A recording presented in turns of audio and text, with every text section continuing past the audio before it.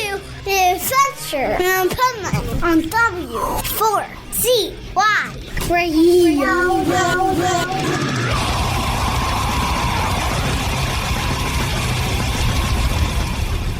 Wake up, America! It's time for the Adventures of Pipeman on W4CY.com, West Palm Beach's #1 internet radio station. Here's your host, the Pipeman. It's only just beginning. It's the world spinning. It's only just beginning. This is the story of our lives. To live forever is to die. And all we know is all we leave behind. So let the world is spinning.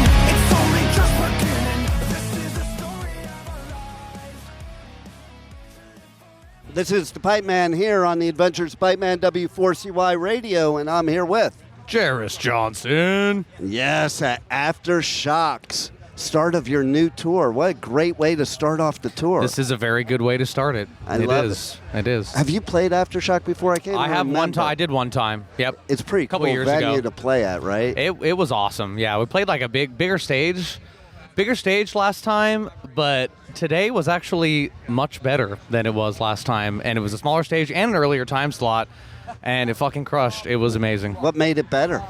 Just the energy, the people. I don't know, like, because it's early and it's the first day, you know, I don't know, people just want to fucking get right to it. I don't know. Maybe they like me. I don't know. It was just great. I don't know. It blows your mind, too, when you're like Thursday, first day, early, and you have that kind of crowd. Yeah, it was a huge, massive crowd. Everyone was super. People were moshing in between songs. I love no music that. playing. I love that. I was like, wow, you guys are fucking crazy. See, if I was up there, I would just stand there and just watch them for a little while.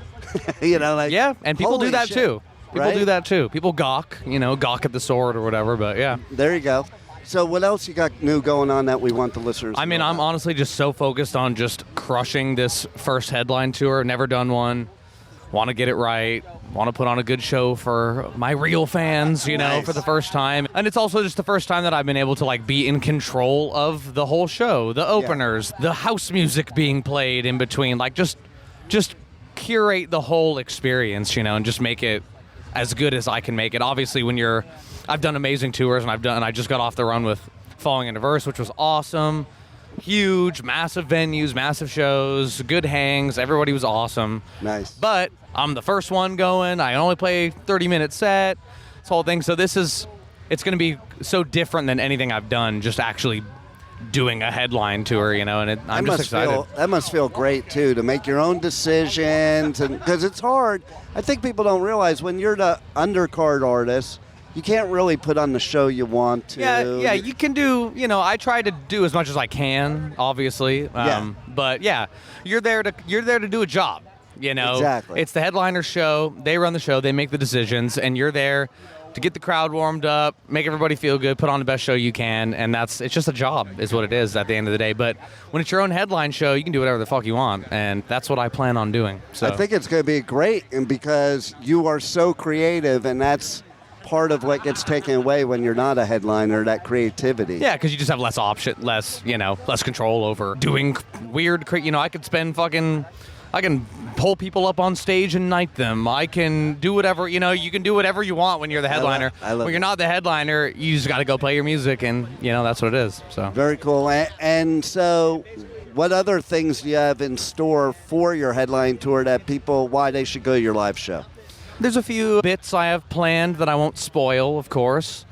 Some good in-between-the-song shit. I mean, I really just want to go celebrate an album that just came out that I'm very proud of, which is Dragonborn, and celebrate that with people who love the music, because that's when you're not playing your headline show. Yeah, you're gonna have fans show up, and yeah, people are gonna be singing and everything, but when you're doing a headline tour, that's like the true celebration between you and the fans of the music that you've created, because you get a few hundred people in a room and you guys get to celebrate this thing that means a lot to me and hopefully means a lot to them. Yeah. And it just becomes much more beautiful, when everybody's there for the same reason. Yeah, so. and it's your crowd. Like, they're coming there for you specifically.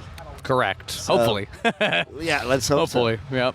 All right, so tell everybody how they can hit you up on socials, on the web. Jeris Johnson on everything, JerisJohnson.com. All the links are readily available everywhere. It's pretty easy. I have a very Googleable name, so there it is. It's not too hard to find. And do you have a favorite piece of merch that people should buy? Honestly, the tour shirt goes pretty damn hard.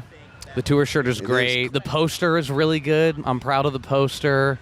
Yeah, the VIP meet and greets, those are awesome. They're selling well. I'm excited to meet people. I mean, obviously, I've met people, just at the other. If I'm able, if the shows are small enough and I'm not the headliner, I can usually go out to the merch booth and take pictures with everybody. Obviously, being the headliner, you kind of have to do the VIP meet and greet thing. But I'm excited to just hang out with everybody, take pictures. Meet the ones that are the most into it as I am. That's like, it's so cool. It's so fun to meet people that. It only becomes real. Like, sure, numbers on the internet are good. Yeah, whatever. I have 2 million monthly listeners on Spotify and 2 million followers on this and blah, blah, blah, whatever. Like, numbers on the internet are good, but it doesn't really get real until you actually meet people and you hear them say this song and, that's when it actually means something. So, yeah, that's my favorite part is just meeting people and getting to realize that the music actually is real and it's a real thing that people listen to and sing and enjoy and whatever, What's your favorite thing somebody has said to you? Sorry, one more time. What's your favorite thing somebody has said to you? Oh, God. I've definitely had some really good interactions. Nothing comes to mind immediately. Of course, you have all kinds of interactions when you're... I mean, I really like when there's like little, when parents bring their little kids. Yeah. And the kids make signs. And because I remember going to shows when I was younger, like with my dad. And if I got to meet somebody or take a picture with somebody, it was like, so I would never forget it. I'd never forgot all the times I had those interactions. Yeah. So it's cool to imagine that like life has come full circle to the point where I am now able to give that kind of interaction to like parent and their 10-year-old, son or daughter who's there at the show with them. It's just cool, man. It just feels very like full circle. Well, you're definitely a true artist, changing the face of rock and roll. Thank you, bro. I appreciate that. And I love that you're here at Aftershock, and thanks for being on the Adventures of Pipeman. Thanks for having me, bro. Appreciate it. Thank you for listening to the Adventures of Pipeman on W4CY Radio.